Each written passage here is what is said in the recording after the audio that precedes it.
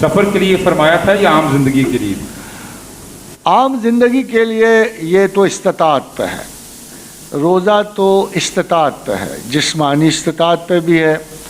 اور فرض کیجئے ہمارے بہت سارے لوگوں کو درد گردہ ہے تو they have a medical advice, اور بظاہر وہ ٹھیک بھی ہیں، عام حالات زندگی گزارتے ہیں، but they should not be advise to keep fast. ویسے بھی اگر کسی موسم میں بہت حدت پڑ جائے تو لوکل تصرفات فقہ کے کہتے، جیسے جمعے کا دن تھا تو بادل تھے، کیچڑ تھا مدینہ میں، تو حضرت عبداللہ بن عباس نے مسجد سے ہی اعلان کروایا کہ لوگوں آج جمعے کے لیے مسجد نبوی میں نہ آنا، اپنے اپنے گھر نماز پڑھ لو، کیونکہ ظاہر ہے کہ اس مسجد کا کیا حشر ہوگا جو کیچڑ سمیت لوگ سارے آئیں گے اور میرے خیال نماز سے زیادہ وہ کپڑے جھاڑنے میں وقت گزاریں گے. اسی طرح ابھی پچھلے دنوں میرا خیال ہے آپ کی توجہ سے گزری ہوگی کہ الجزائر اور مراکش میں بڑی سخت گرمی پڑی. تو I appreciate that scholar of religion جو ان کا امام تھا کہ اس نے اعلان کیا کہ اتنی سخت گرمی ہے کہ سروائیول مشکل ہے، تو اے مسلمانوں روزہ نہ رکھو. اس سے پیشتر بھی سخت حالات میں جیسے مارکہ عین جالوت جنگ جاری تھی، ہونے والی تھی، تو امام ابن تیمیہ نے فتویٰ دیا کہ اے لوگوں آج مشقت کا دن ہے، تلوار چلانے کا دن ہے، تو بھوکے تم ایسے نہ غش کھا جاؤ، تو آج روزہ نہ رکھو. اسی لیے ایکسیپشنل کنڈیشن میں ڈیسیشنز کین بی میڈ. مگر ایک اور بات پہ غور کیجیے، وہ ہے روزے کا فدیہ. ان کیا آسان سا اس میں ذکر ہے جو اللہ نے کہا ہے کہ اگر تم فدیہ تو طعام و مسکین، کہ ایک مسکین کا طعام تمہارا فدیہ ہے. اگر آپ روزہ نہیں رکھ سکتے ہو تو ایک مسکین کو کھانا کھلا دو، اگر آپ بھوکے نہیں مر سکتے ہو تو پھر کسی بھوکے کو کھانا کھلاؤ. بڑا ہی خوبصورت صلہ ہے، and it's a very handsome treatment. مگر ایک بات کا جو مجھے بہت افسوس ہوتا ہے کہ سخت ترین گرمیوں کے مہینے میں جب رمضان کے دن ہوں تو میں سڑکوں سے گزرتا ہوں تو کراچی سے لے کر پشاور تک سارے ہوٹل بند. یاد رکھیے کہ میں اپنے لیے نہیں کہتا، اس لیے کہ میں کو 8 برس سے مسلسل روزے رکھتا چلا ہوں. میری یادداشت میں کوئی روزہ ایسا نہیں جو نہیں ہے، روزہ ہی ہے. مگر مجھے سمجھ نہیں آتی کہ کراچی سے لے کر پشاور تک سارے ہوٹل بند ہیں، عنوان لگا ہوا ہے احترام رمضان. کیا یہ فضول سا احترام رمضان خدا کی اس آیت پہ بھاری ہے کہ جس میں اللہ نے کہا فمن کانا منکم مریضا وعلی سفر فعدۃ من ایام اخر، کہ مسافر پہ اور مریض پہ، بچوں پر اور ان بیویوں پر جن کے ایام ہوں آپ روزہ نہیں لاگو کرتے. تو کیا عجیب بات ہے کہ منہ دکھاوے کی خاطر ایک دوسرے کی رسپیکٹیبلٹی قائم رکھنے کی ہے، اس سے مذہب کو کوئی تعلق نہیں.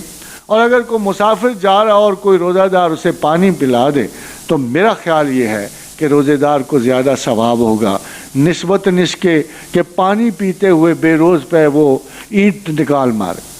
اور خواتین و حضرات، ایک حدیث سے رسول صلی اللہ علیہ وسلم، اور غور کیجئے کہ کیا آج کل کے مقدس عالم اس بات کی اجازت دیں گے جب ایک غزوہ پہ رسول اللہ صلی اللہ علیہ وسلم روانہ ہوئے تو ان کے ساتھ وہ لوگ بھی تھے جو روزہ دار تھے اور وہ اصحاب بھی جو روزہ دار نہیں تھے. حضور نے تو ان لوگوں نے یہ نہیں سوچا کہ ہم رسول کے ساتھ جا رہے ہیں، ہمیں تو بڑا پاک باز ہونا چاہیے، 6 مرتبہ وضو کرنا چاہیے، صائم و دہر ہونا چاہیے، روزے رکھنے چاہیے، ہمیں بھی روزہ. مگر ان میں وہ لوگ بھی تھے جنہوں نے روزہ رکھا تھا اور وہ لوگ بھی تھے جنہوں نے رخصت لی ہوئی. پھر جب وہ پڑاؤ کیا تو بے روز پہلے اترے، وہ تو فریش تھے، انہوں نے خیمے لگائے، بستر بچھائے، پانی چھڑکایا اور اس پہ مسندیں لگائیں اور آواز دی کہ اے ہمارے روزہ دار بھائیوں آؤ اور آرام کرو. رسول اللہ صلی اللہ علیہ وسلم نے فرمایا آج تو روزہ نہ رکھنے والے روزہ داروں پہ بازی لے گئے. یہ تو ہے دین. وما علیکم الدین فی الحرج، کہ ہم نے تو کوئی سختی نہیں رکھی ہوئی.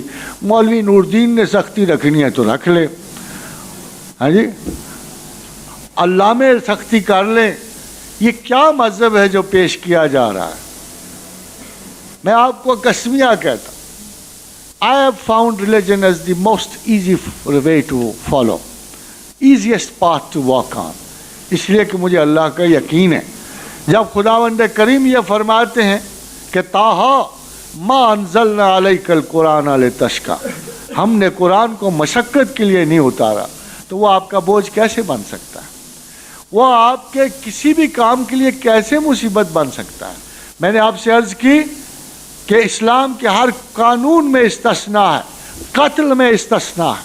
قتل سے بڑا کیا جرم ہو سکتا ہے؟ مگر وہاں دیت کی صورت میں استثناء ہے. وہاں بھی اگر وارث معاف ہو جائیں تو چند پیسے لے کے، اور خدا کے واسطے بھی قاتل کو معاف کر سکتی ہیں. تو کیا روزانہ رکھنا قتل سے بڑا جرم ہے؟ کیا یہ بڑے جرم ہیں؟ پھر وہ عام بندہ اگر قتل کے بڑے جرم کو معاف کر سکتا ہے تو اللہ اتنا چھوٹا ہے کہ آپ کی چھوٹی خطائیں بھی معاف نہیں کر سکتا؟ یہ کون بدگمان ہے جو اللہ پر اتنی بری نظر رکھتے ہیں؟ اس بدو سے کتنے کم تر کہ جو رسول کے پاس آئے اور کہا یا رسول اللہ قیامت میں حساب کون لے گا؟ فرمایا اللہ خود. ہنسا اور ہنس کے چل دیا.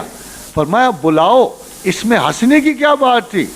وہ لوٹا، پوچھا میاں تو ہنسا کیوں؟